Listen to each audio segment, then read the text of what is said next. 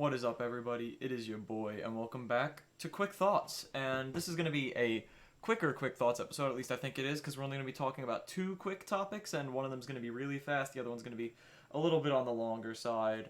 But yeah, this is Quick Thoughts, where I share my thoughts about recent topics and things. So, first topic of the day that we are talking about is the Nintendo Direct of, I think it was the 23rd of September, which was Thursday. Now, for those of you that don't know, I did just upload my reaction. That was streamed live at twitch.tv/yourboypantsx. You should go follow. But, it was my reaction to the Nintendo Direct, and I just wanted to tell you, like, my overall thoughts on it. So, a lot of stuff was a little bit boring, but there are a few, like, games that I don't really give a shit about sprinkled throughout every Direct when they're that long. They're, like, 40 minutes long, so that makes sense. But then we got news about Splatoon 3, and, like, it's coming out next year, which is pretty nice. That game looks really cool. We got news about the story mode. Pretty nice. We got a 3D platformer Kirby game, which, that just totally hypes me up in general.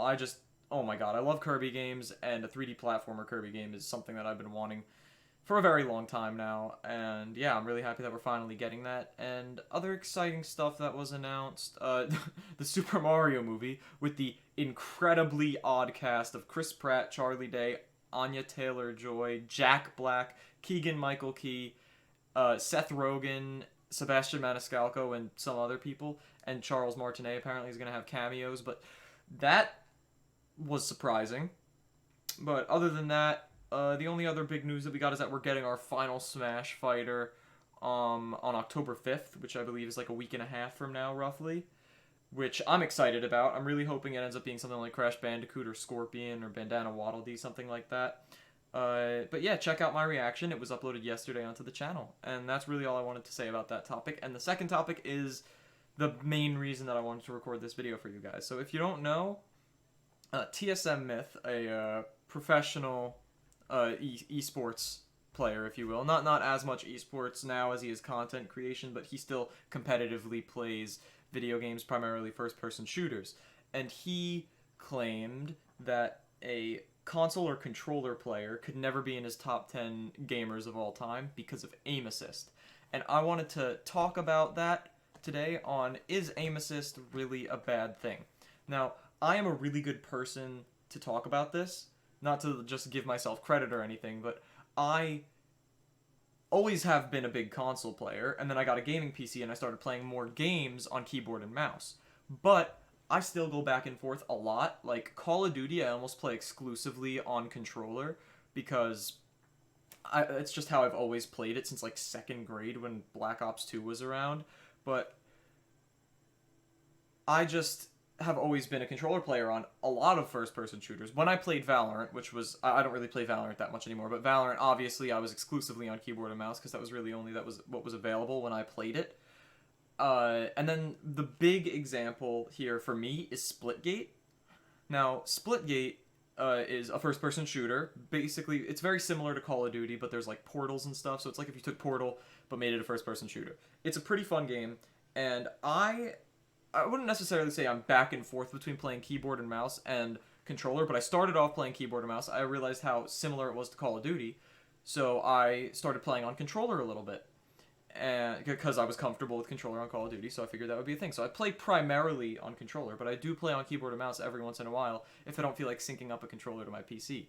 So I feel like I'm pretty experienced to talk about this because I heavily play first-person shooters both on keyboard and mouse and on controller, and I just wanted to talk about how aim assist is as an actual thing.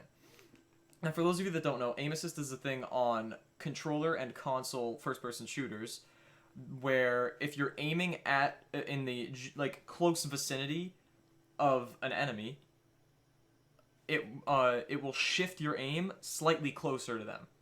Now, PC computer keyboard mouse players say that that's a bad thing because it makes controller players have an unfair advantage. I am here to say I disagree. As somebody who's played on keyboard and mouse a lot and played on controller basically just as much, I can say that's not why it's there. It's not to give console players an unfair advantage. As somebody who's played both, it is just in general harder to aim more accurately with a controller than on a keyboard and a mouse. And that's because of how, like, the actual mechanics of the joystick versus the mouse are. The mouse, you can move all over the place really fast or really slow. The controller, determining differences in sensitivity on, like, tilting the stick a little bit is slightly harder, but that's not the main thing. It's the joltiness, I guess you could say, of aiming with a stick, because it's by default obviously way less sensitive, and it's harder to control that. And if you're going back and forth aiming stuff, like you're going and then you want to follow somebody, or you're following somebody and someone else back and forth, it's very like instead of being smooth. It's like back and forth instead of smooth transitions like you can with a mouse. So it's definitely just in general harder to aim more accurately with a controller, which is why aim assist is a thing. And to prove it, like, I'd say I'm pretty decently okay at first-person shooters. I'm not pro level. I'm not gonna be like beating the TSM myths of the world in 1v1s, but overall, I'm pretty solid at first-person shooters. Like, there aren't first-person shooters where my KD falls much further below than a 1.25 overall. So, I mean, I'm decent. I'm averagely good at first-person shooters. Playing on keyboard and mouse versus playing on controller with aim assist on, I see no difference in my performance because I'm comfortable with both mediums. So I see myself not performing any better with aim assist on the controller, even though I'm equally as comfortable. And just to test the theory, I actually just recently played a few games of Splitgate, and I turned aim assist off on my controller, which is a setting. You can change the effect and intensity of the aim assist on your controller. I turned it off. I only performed slightly worse. Like, the first game I played, I performed like, not great, and then I performed almost average to what I do. Like, I had a lot of kills, but a lot of deaths, which happens a lot, but, like, not to as much of an extent. I got a normal amount of kills, I just died a little bit more, so I don't know if that has anything to do. I would have to do a lot more trials of it to see if that's actually, like, a causation other than just correlation, but playing without aim assist on a controller, it does make it harder, but playing on a controller inherently makes it harder. So aim assist is there to cancel that out and make it as easy to aim as it is with a keyboard and mouse, rather than easier. So that's my personal thoughts on aim assist. I don't think it's a bad thing. I think if you have aim assist, you should not be ashamed by playing on console or controller and using aim assist. Like, if it's an option, obviously you're going to use it. I just tested it out without it just to see. Does not make a huge difference. I might even forget that I did that by the next time I turn the game on and forget to turn aim assist back on, and I'll probably end up playing just fine. Heck, if it's an option to turn aim assist off, maybe just turn it off and play the game more, and you'll just get better over time. And then if you turn aim assist back on afterwards, you're going to be really freaking good at the game.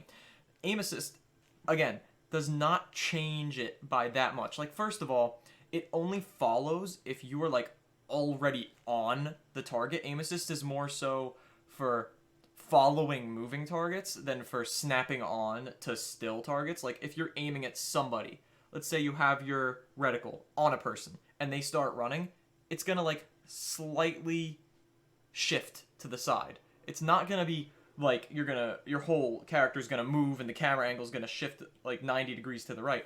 It's gonna just shift a little bit towards them, so if you're following them with your joystick, it'll just help a little bit more and you'll hit your shots a little more frequently.